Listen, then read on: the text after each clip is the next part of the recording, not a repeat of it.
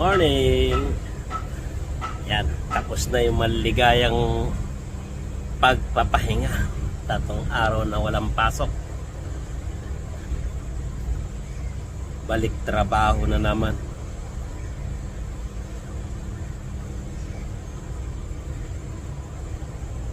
Time check, 7:20 ng umaga.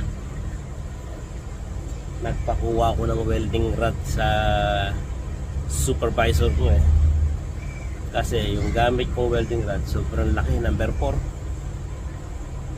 Nagpakuha ako ng number 3 para maganda yung vertical sa horizontal. Pero ganoon pa man, meron tayong i-unbox. Ito siya. Oop. Inko, alam niyo na kung saan galing yan. Hindi natin, wag na, baka isipin na binopromote ko pa. Yan o, Inko. Malabo na kasi yung dati kong ginagamit, kaya nagpalabas ako ng bago. So mga kabakal, alam niyo na kung ano to.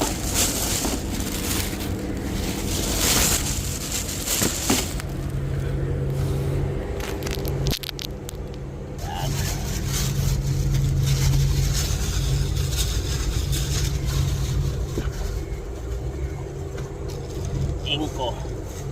Tapos meron siyang reserbang plastic support, yung pa siya clear. Yan. Para dito yan, dito sa ganito. Plastic lang siya pero hindi siya tinatablan ng pilantik ng baga.